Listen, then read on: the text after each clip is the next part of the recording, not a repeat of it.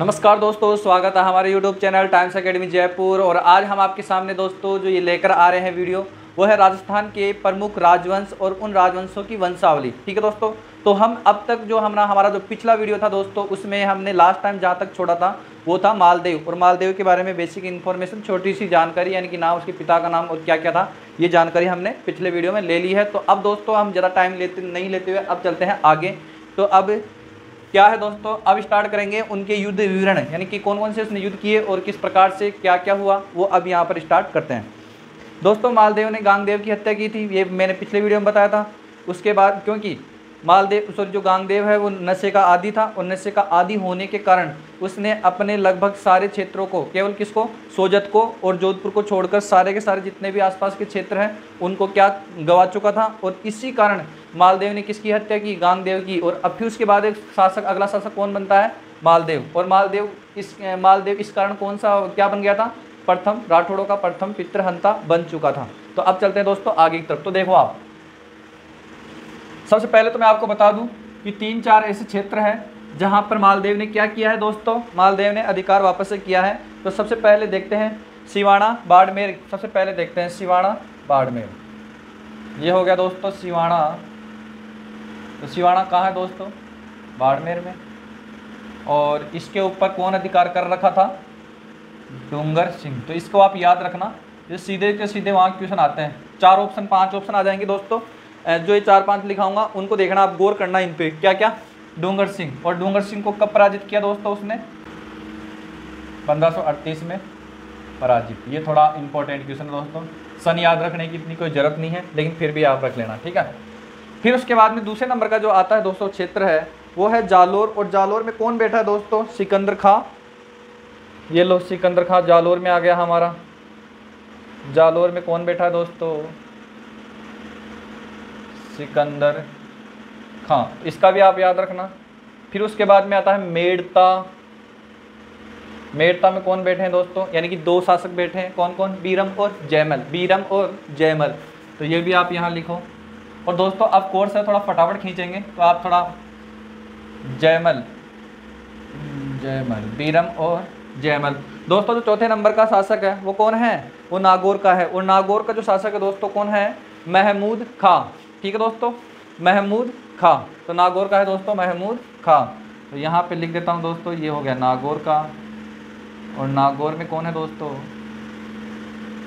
महमूद खान। ठीक है दोस्तों, जो 5वें नंबर का शासक था वहाँ पर आसपास में जिसने क्या कर रखा था, जिसने बद्राजूण में था दोस्तों। और वो कौन था बद्राजूण में, बद्राजूण में उसका नाम है दोस्तों राव सिंघल। राव सिंघल, ठीक है दोस्तों, ये हो गया भद्राजूण।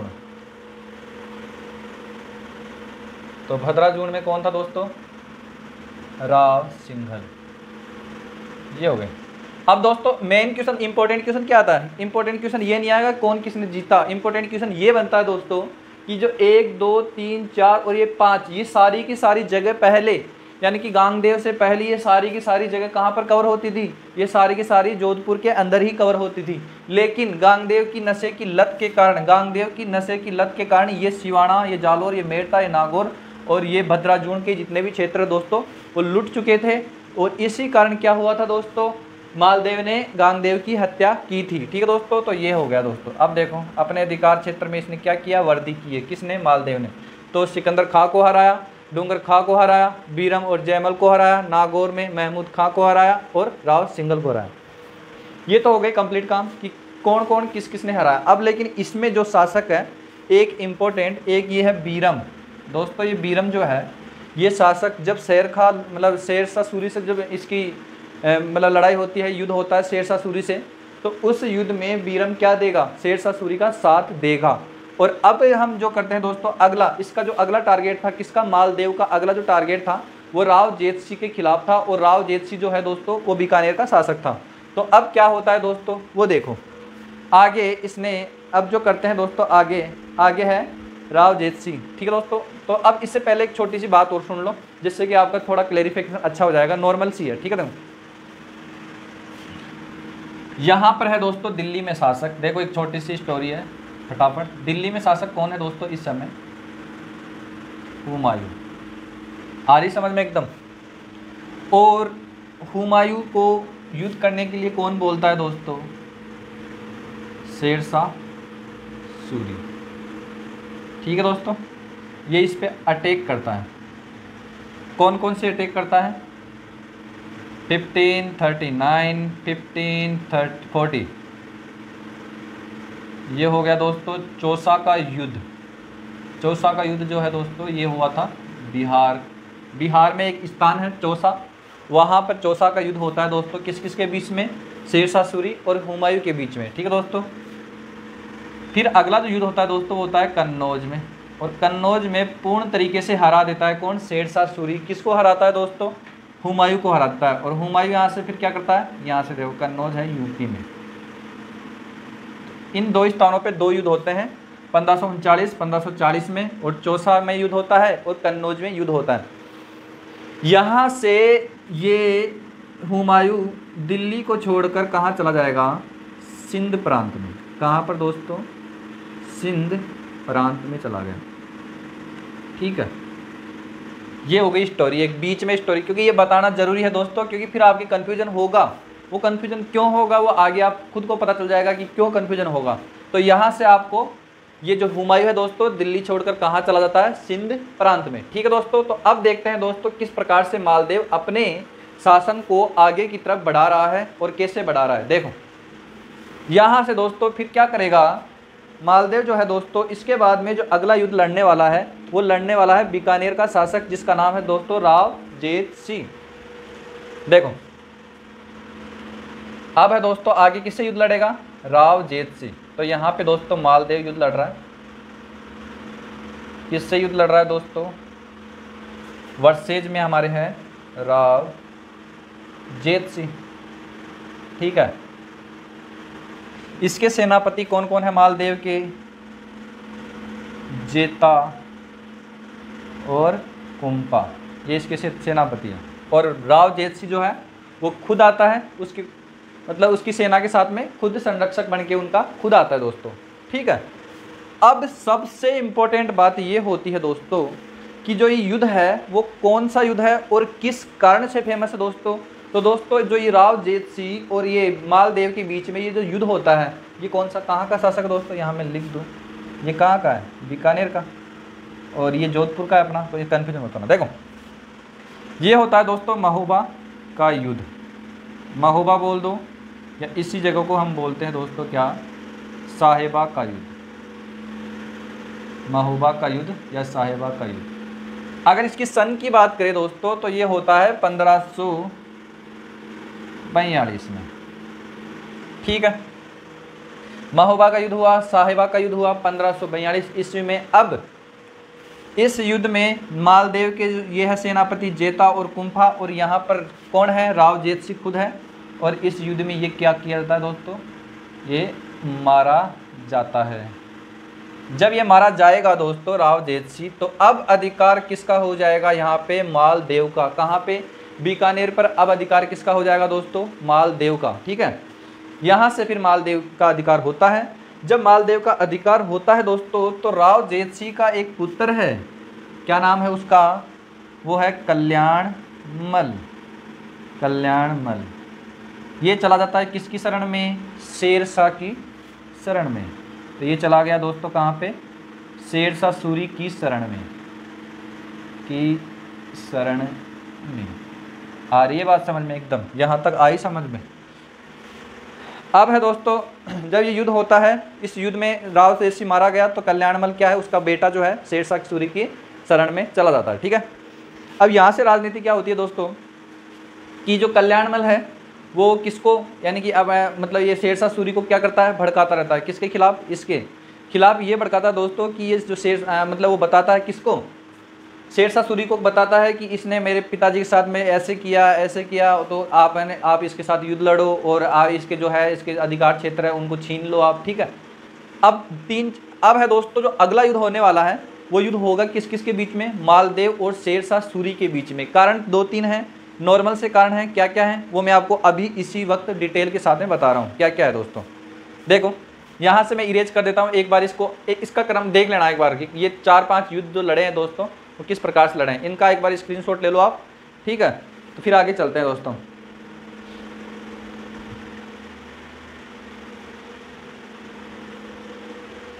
देखो आगे जो युद्ध है दोस्तों उसमें क्या क्या है, क्या क्या नहीं है। कारण में एक तरफ बताऊंगा, युद्ध एक तरफ बताऊंगा, और युद्ध के क्या क्या कारण है वो देखो आप।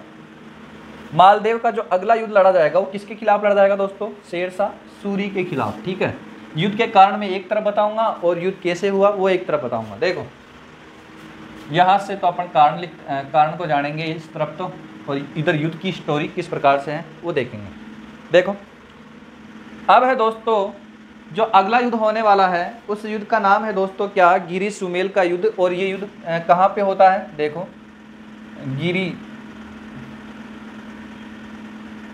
गिरी सुमेल का युद्ध होता है। किन किन के बीच में होता है बता दिया, मालदेव और सुमेल का युद्ध, ठीक है। अब है दोस्तों स्थान कहाँ है, स्थान है जेतारण, और जेतारण कहाँ है दोस्तों, पाली में। जेतारण पाली का स्थान है, आ रही है समझ में। यहाँ से अब आगे चलते हैं दोस्तों, देखो किस प्रकार से हैं। यहाँ पर है दोस्तों मालदेव, और यहाँ पर है दोस्तों कौन, शेरशाह सूरी। ये मेन लीडर हो गए, ठीक है। मेन लीडर के साथ साथ में अब बता दूं मैं आपको इधर से कौन कौन है। इधर से इसके सेनापति है जेता कुंपा, इधर से इसके सेनापति है जलाल खां जलवानी, और ये भी बंदा टैलेंटेड है। ये मेन सेनापति हो गया, मुख्य, ये हो गया दोस्तों मुख्य। और अन्य सेनापति है खवासा खां,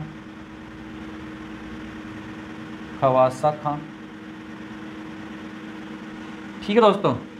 जो मेन सेनापति तो ये था, और इसके साथ में एक ये हो गया अन्य सेनापति, और इसी अन्य सेनापति का एक भाई है, दोस्त है, भाई जैसा है, साथ में रहते दोस्तों। ये वो था ईसा खां। इसके अलावा भी दोस्तों अगर शासकों की बात करें तो इसकी तरफ से लड़ा कौन है दोस्तों, कल्याणमल लड़ा है, और कौन लड़ा है, बीरम लड़ा है इस युद्ध में, ठीक है। यह है अन्य सेनापति, तो यहाँ लिख दो अन्य। और ये जो सेनापति होंगे दोस्तों ये अपनी ही सेनाओं के सेनापति होंगे। ये कल्याणमल है और ये बीरम है, ये अपनी ही सेना का संरक्षण करेंगे। इनकी सेना का संरक्षण करने के लिए जलाल खां जलवानी और ये मुख्य है, ठीक है दोस्तों। यह देखो अब आगे है, अब इन्होंने क्या षड्यंत्र रचाया वो क्या है। तो सबसे पहले दोस्तों अब यहाँ तक मैंने मेन नाम लिख दिए और ये लिख दिया। अब है कारण क्या है दोस्तों, कारण क्या है वो कारण देखो आप, कारण क्या क्या है। सबसे पहला कारण और सबसे अच्छा कारण तो इतना सा है दोस्तों, जो कल्याणमल है उस कल्याणमल के बहकावे में कौन आता है दोस्तों, ये शेरशाह सूरी। एक तो ये हो गया कारण, और एक है दोस्तों कि इस शेरशाह सूरी से जीतने के लिए कौन है, मालदेव भी प्लानिंग कर रहा है। और प्लानिंग जब करेगा दोस्तों तो इसने क्या किया, इसने हुमायूं को इनवाइट किया अपने जोधपुर में। लेकिन हुमायूं को एक डर था कि अगर मैं जोधपुर चला जाऊंगा तो पता नहीं क्या होगा, मेरी हत्या भी हो सकती है वहाँ पर। मालदेव थोड़ा सख्त का इंसान है, तो उसने क्या करा, नहीं मैं जोधपुर तो नहीं आऊँगा। तो उसने क्या हुआ, बोला आधे दूर तू आ जा, आधे में आ जाऊँगा। तो उन्होंने एक स्थान फिक्स किया, वो है कहाँ पर, जोगी तीर्थ। जोगी तीर्थ पर बुलाता है कौन, हुमायूं बोलता है कि ठीक है मैं जोगी तीर्थ पर आ जाऊँगा। तो जोगी तीर्थ पर जब हुमायूं जाता है दोस्तों तो मालदेव क्या करता है, उसका भव्य स्वागत करता है। भव्य स्वागत करने के बाद में उसने पूछा कि किस प्रकार से मतलब तू हारा है, मतलब किस प्रकार से, हुमायूं से पूछता है किस प्रकार से तू उससे हारा है, तो मेरे को वो बता दे ताकि वो गलती मैं वहाँ से नहीं करूँगा। लेकिन शेरशाह सूरी तो क्या है, ऑलरेडी दिमाग वाला है, तो किस प्रकार से इसने दिमाग लगाया वो देखो। तो यहाँ से कारण दो रह गए, कौन कौन से। एक तो कारण इतना सा है दोस्तों क्या, कि हुमायूं को कौन से स्थान पे, हुमायूं को कहाँ पे बुलाया जाता है दोस्तों, हुमायूं को बुलाया जाता है जोगी तीर्थ पे। और जोगी तीर्थ पे किस प्रकार से बुलाया जाता है, भव्य स्वागत के लिए। हुमायूं को यहाँ पे थोड़ा इम्पोर्टेंट रखना आप, जोगी तीर्थ पर बुलाया जाता है, ठीक है दोस्तों। तथा उसका स्वागत किया जाता है, किया जाता है। स्वागत हो गया। हुमायूं से रणनीति, हुमायूं से मिलकर रणनीति बनाई जाती है। हुमायूं से मिलकर शेरशाह के खिलाफ क्या की जाती है दोस्तों? रणनीति बनाई जाती है। एक तो मुख्य कारण ये हो गया जिसकी वजह से युद्ध होता है। अब देखो आगे जो कौन कौन से हैं वो देखो। आगे जो दूसरा नंबर का है दोस्तों, कारण इतना सा है, कल्याणमल क्या करता है? शेरशाह सूरी को बहकाता है। कल्याणमल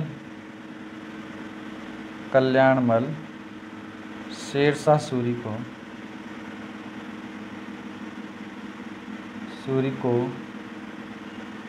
बहकाता है।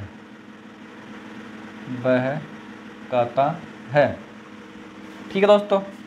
एक अगर इसको मतलब जो है एक छोटा सा रीजन जो इन दोनों से रिलेटेड नहीं है, जो युद्ध से भी रिलेटेड नहीं है, लेकिन एक वो भी होता है किसके हारने का कारण? मालदेव का। क्या होता है कि जो आसपास के जो राजपूत शासक थे वो उसके खिलाफ थे। किसके? मालदेव के खिलाफ थे। तो देखो आसपास के राजपूत शासक किसके खिलाफ थे? मालदेव के खिलाफ थे। ये हो गया। एक कारण तो नहीं है, एक तथ्य देख लो आप, कारण नहीं हो सकता ये।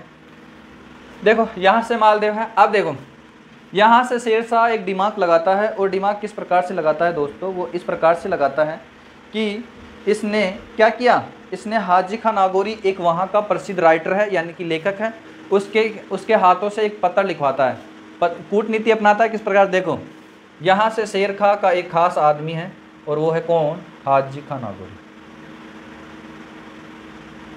इस हाजी खान नागौरी क्या है? राइटर है यानी कि लिखने वाला है। ठीक है दोस्तों। ये पत्र लिखता है, और पत्र किसको लिखता है? जेता और कुंपा को। ठीक है, पत्र लिखा इसने, प्लस में उपहार भी भेजे। ठीक है। इस पत्र का जेता और कुंपा ने जवाब दिया कि बोला हम हमारे शासक मालदेव के खिलाफ कुछ भी गद्दारी नहीं करने वाले, चाहो तो आप लड़ सकते हो लेकिन हम गद्दारी नहीं करेंगे। ठीक है दोस्तों। पत्र हाजी खान नागौरी ने, अब उपहार जो दिए गए दोस्तों वो भी जेता और कुंपा ने वापस लौटा दिए। ठीक है दोस्तों। लेकिन यहाँ से क्या होता है दोस्तों? ये बात जो है मालदेव को पता चल जाती है। क्या दोस्तों? मालदेव को पता चल जाती है। मालदेव को जब ये बात पता चलती है कि जेता और कुंपा के पास में एक ऑफर आया है, एक मतलब उपहार आए हैं, पत्र आया है, तो उन्होंने क्या जवाब दिया ये पता नहीं था दोस्तों। लेकिन उनको कहीं ना कहीं मालदेव को ये शंका होती है कि अगर ये बिक गए, अगर ये अपन से गद्दारी कर लेंगे तो अपन कहीं के नहीं रहेंगे। तो उन्होंने क्या किया? तो इसने मतलब मालदेव क्या करता है इस युद्ध में? खुद तो चला जाता है कहाँ पे? सिवाना। खुद तो चला गया कहाँ पे दोस्तों? सिवाना। ये लोग खुद तो चला गया कहाँ पे? सिवाना।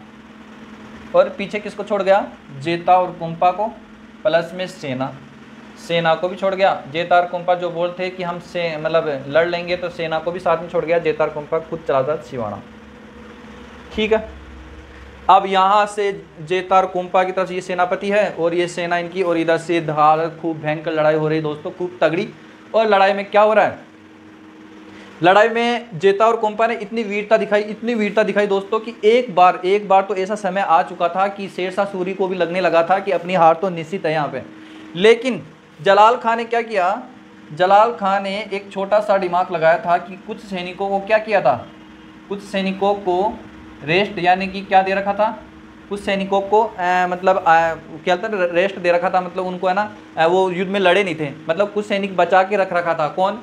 ये जलाल खां। तो जलाल खां क्या कर रखा था? कुछ सैनिकों को बचा के रख रखा था।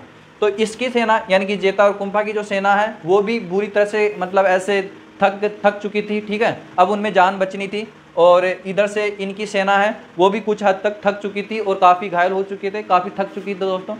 अब जो पूरे दिन की रेस्ट करी हुई सेना यानी कि पूरे दिन जो विश्राम करी हुई सेना है वो एकदम से यानी कि 4 या 4:30 बजे का शाम का टाइम होता है, उसी समय जब ये पूरी सेना इन पर अटैक करती है दोस्तों, तो ये दोनों वीरता को प्राप्त होते हैं। कौन? जेता और कुंपा। ठीक है दोस्तों, जेता और कुंपा क्या करते हैं? वीरता को प्राप्त होते हैं। किन की वजह से? जो सैनिक विश्राम कर रहे थे वो एकदम मतलब एकाएक इन पे टूट पड़ते हैं, जिनके कारण जेता और कुंपा क्या करते हैं? वीर गति को प्राप्त होते हैं दोस्तों। ठीक है, अब यहाँ से आपको बिल्कुल समझ में आ गया होगा। अब फिर इस बात का जब पता चलता है मालदेव को, तो मालदेव को बहुत बहुत बुरा अफसोस होता है कि काश मैं अगर उनकी बात मान लेता, मेरे को अगर थोड़ा बहुत अगर मैं उनकी बात मान लेता जेता और कुंपा की, अगर मैं वहाँ होता और मैं भी कुछ राजनीति या रणनीति अपनाता तो ये युद्ध मैं आज जीत जाता। ठीक है, यहाँ से तो अफसोस होता है किसको? मालदेव को।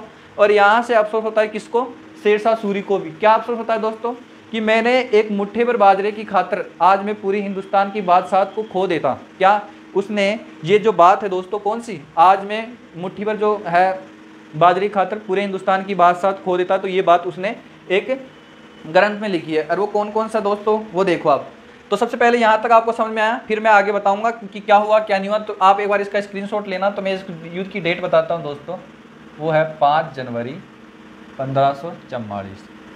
अब एक बार इसका स्क्रीनशॉट लो फटाफट और फिर और आगे चलते हैं। फटाफट इसका स्क्रीनशॉट लो दोस्तों एक बार, फिर चलते हैं। देखो अब क्या हुआ क्या नहीं हुआ।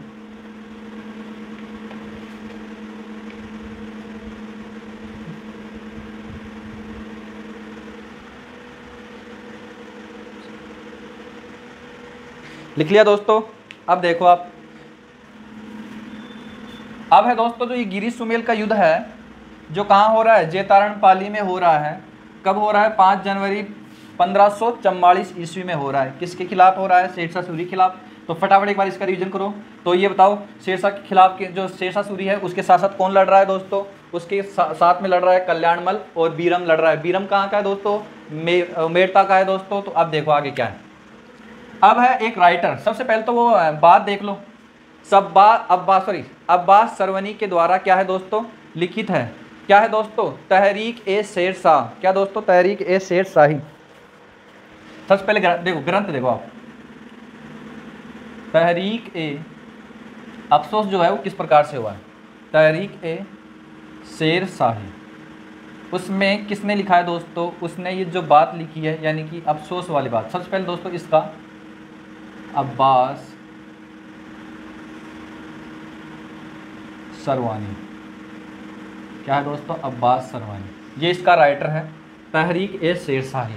तो इसमें जो बात लिखी हुई है, तो शेरशाह सूरी के जो शब्द है दोस्तों कुछ इस प्रकार से हैं कि आज में क्या लिखा था उन्होंने दोस्तों? वो देखो, ये आ सकते हैं दोस्तों, तो इनका देखना। आज में मुट्ठी भर बाजरे की खातिर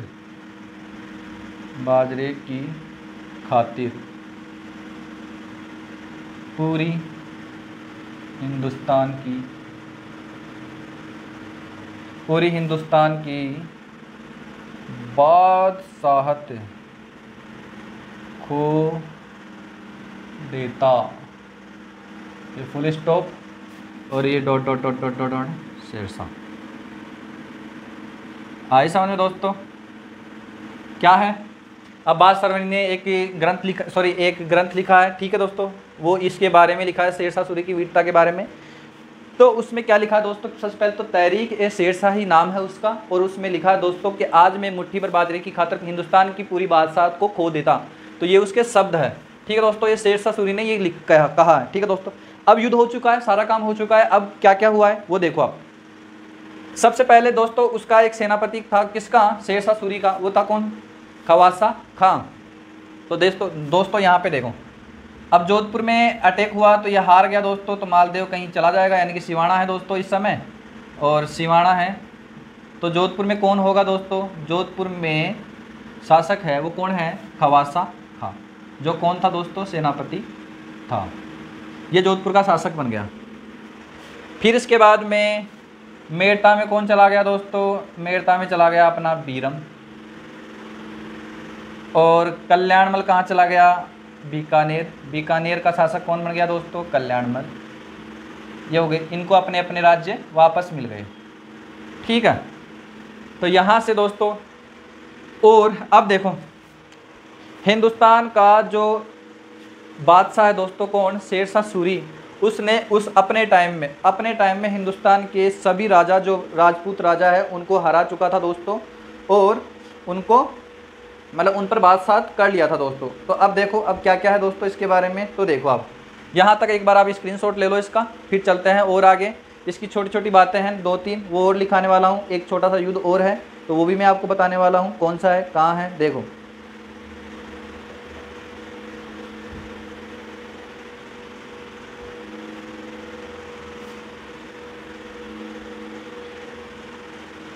अब दोस्तों एक छोटी सी और बात मैं बताने वाला हूँ आपको। देखो क्या नाम है इसका, ये बताऊंगा दोस्तों मैं शेरशाह सूरी की बात बताऊंगा।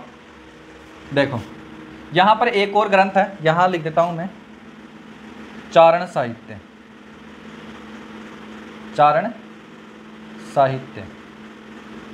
तो दोस्तों ये चारण साहित्य क्या बात बताता है, शेरशाह सूरी है वो क्या है, शेरशाह सूरी ने क्या किया था दोस्तों, सभी राजपूत राजाओं पर क्या किया था दोस्तों, इसने शक्तिशाली मतलब अपने शक्ति से सभी को हरा दिया था। तो सबसे शक्तिशाली शासक बन गया था उस समय का।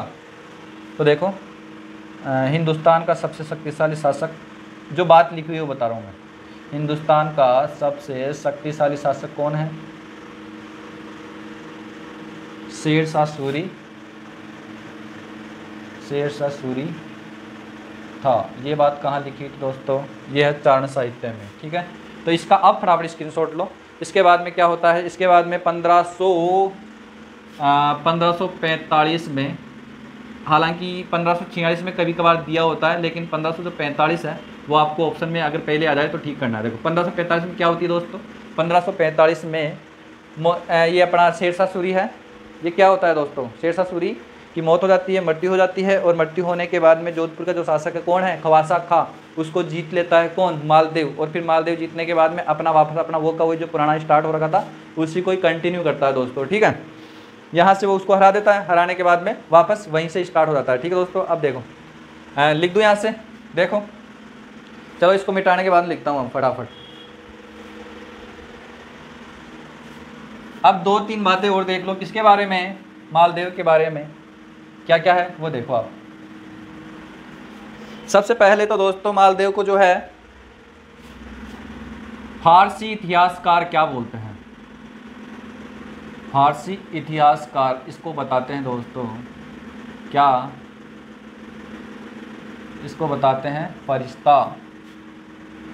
एक तो ये बात इंपॉर्टेंट है। ठीक है दोस्तों, एक है मालदेव के बारे में, यह है अपने जीवन काल के 52 युद्धों का विजेता रहा है। एक बात ये है इम्पोर्टेंट। ठीक है, अब देखो 1545 ईस्वी में कौन ख़त्म हो जाता है, शेरशाह सूरी की मृत्यु हो जाती है। और फिर क्या होता है दोस्तों, तो इसी ईयर में 1545 ईस्वी में खवासा खां को हराकर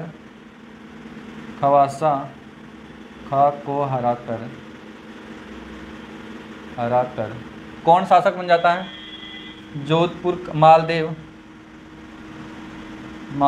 जोधपुर का शासक बनता है।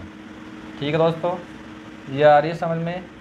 तो ये शासक वापस बन जाता है, किसको हराकर, खवासा खां को हराकर जोधपुर का फिर से क्या बन जाता है, शासक बन जाता है।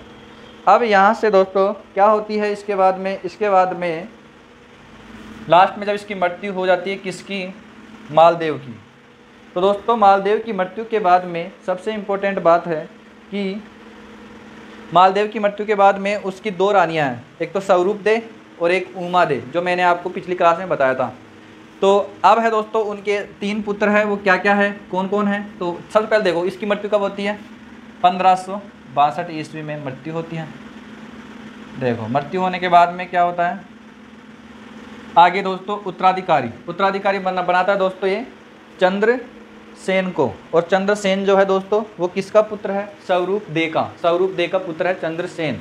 ठीक है, उसको उत्तराधिकारी बनाने के बाद में जो उसके 2 भाई हैं दोस्तों, कौन, राम सिंह और उदय सिंह, ये क्या करते हैं, वो भी उससे उत्तराधिकारी मतलब उत्तराधिकार मांगने के लिए यानी कि उत्तराधिकार करने के लिए युद्ध लड़ते हैं दोस्तों। ठीक है, तो अब उस युद्ध की पूरी डिटेल मैं यहाँ पर दे देता हूँ आपको। सबसे पहले तो मालदेव ने किसको शासक बनाया, देखो सबसे पहले तो बात है यहाँ पे मालदेव ने स्वरूप दे के पुत्र चंद्रसेन, दोस्तों और भी इसकी रानियाँ थी, चंद्रसेन को क्या बनाया, चंद्रसेन को अगला उत्तराधिकारी बनाया, अगला उत्तराधिकारी बनाया। यहाँ से तो ये बना दिया। अब देखो आगे आगे क्या होता है। यहाँ से दोस्तों इस स्वरूप दे के पुत्र को क्या कर दिया, चंद्रसेन को क्या बना दिया, अगला उत्तराधिकारी बना दिया। फिर उसके बाद में इसके दो भाई है दोस्तों, कौन कौन, यहाँ से उदय सिंह और राम सिंह, ये दो अन्य रानियों के क्या है मतलब पुत्र हैं। ये अपना उत्तराधिकार मांगते हैं क्योंकि ये बड़े होते हैं इससे उम्र में, और ये है दोस्तों चंद्रसेन। ठीक है, यहाँ जो युद्ध होता है दोस्तों वो होता है लोहावट का युद्ध होता है। इस युद्ध में ये हार जाते हैं और चंद्रसेन जीत जाता है। कारण इसलिए क्योंकि मालदेव ने किसको चंद्रसेन को उत्तराधिकारी बना के गया है दोस्तों। मालदेव ने तो पूरी सेना है और उसके पास में मंत्री है, सब कुछ है सेना चंद्रसेन के पास में, इसलिए उदय सिंह और राम सिंह दोनों हार जाते हैं इससे। कौन से युद्ध में, लोहावट के युद्ध में। अब दोस्तों मैं आपको इसकी मतलब एक छोटी सी बात और बता दूं। इसकी दूसरी रानी थी, क्या नाम था उसका, उमादेव, जो रूठी रानी है दोस्तों, और किसकी पुत्री है, राव लूणकरण सर की। ठीक है दोस्तों, जो जैसलमेर का राव लूणकरण है उसकी पुत्री है। तो वो उसका निर्वासन काल भी अपन ने देखा दोस्तों, सबसे पहले तारागढ़ में, फिर उसके बाद में सिवाना, फिर और आगे गई थी दोस्तों कहाँ। ठीक है, तो देखो अब जो इंपॉर्टेंट बात इतनी सी है दोस्तों, सबसे पहले क्या करता है ये जो जब ये जिंदा था, कौन, मालदेव, तो मालदेव जब जिंदा था दोस्तों, तो अब ये चाहता था कि उमादेव को एक बार मनाया जाए, उमादेव को मनाया जाए। अब जब उमादेव को मनाया जाएगा दोस्तों, तो इसने क्या किया, मालदेव ने केसर सिंह, किसको दोस्तों, क्या नाम है दोस्तों, ईश्वर सिंह को क्या करेगा दोस्तों, ये भेजेगा कहाँ पर, ईश्वर सिंह को भेजेगा उमादेव के पास में। तो नाम किसको भेजेगा दोस्तों, ईश्वर सिंह भारत, इसका नाम है जिसको भेजा, ईश्वर सिंह भारत को भेजा किसके पास में, उमादेव के पास में, उमादेव के पास। ठीक है दोस्तों, लेकिन जब ये बात पता चलती है अन्य रानियों को, तो क्या होता है दोस्तों, अन्य रानियों ने आशा भारत को भेजा, किसके पास में, उमादेव के पास में। तो अन्य रानियां जो है दोस्तों, यहाँ लिख देता हूं मैं, अन्य रानियों ने किसको भेजा, आशा भारत। ठीक है, आशा भारत को भेजती है। अब देखो एक छोटा सा डायलॉग है, वो क्या क्या है वो भी कभी कभार देख लेते हैं कैसा क्या आता है। यहाँ से मैं एक बार मिटा रहा हूँ इसको दोस्तों, ये देख लेना आप। तो वो डायलॉग क्या था, जो आशा भारत के शब्द, आशा भारत के जो शब्द थे वो कौन से थे दोस्तों, मान तजे तो तिव मान, तिव तजे सॉरी, और तिव तजे तो मान। ठीक है दोस्तों, ये शब्द थे किसके, आशा भारत के। इनका बेसिकली इनका मतलब होता है कि मान तजे का मतलब होता है अपमानित। अगर मान एक बार अपमानित हो जाता है दोस्तों, तो वहाँ पर ताज पहनने का भी कोई मतलब नहीं है। क्या दोस्तों, वहाँ पर ताज पहनने का कोई मतलब नहीं है। ये कहना चाहता है कौन, आशा भारत। किसको कह रहा है, उमादेव यानी कि रूठी रानी को। दूसरा मतलब है तिव तजे तो मान, मतलब अगर आपका सम्मान यानी कि आपका ताज ही अगर वहाँ तज गया, मतलब अपमानित हो चुका है, तो वहाँ पे आपका मान भी अपमानित हो चुका है। तो रानी आपको वहाँ जाने की कोई ज़रूरत नहीं है। ठीक है दोस्तों, तो ये बात जब आशा भारत ने किसको कहा, उमादेव को। ठीक है दोस्तों, ये बात, और ये उमादेव ने इन्हीं शब्दों को किसको बोल दिया, ईश्वर सिंह भारत को। तो ईश्वर सिंह भारत वापस मालदेव के पास में जाता है, और मालदेव की जो अंतिम इच्छा यानी कि जो ख्वाहिश होती है किससे मिलने की, उमादेव से मिलने की, तो वो कभी पूरी नहीं हो पाती है, और बिना इसको देखे ही वो मालदेव मर जाता है।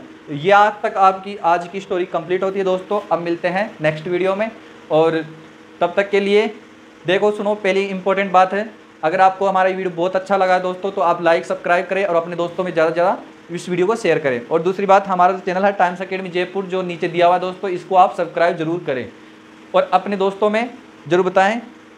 ठीक है दोस्तों, ओके, नमस्ते, बाय बाय, जय हिंद, जय भारत।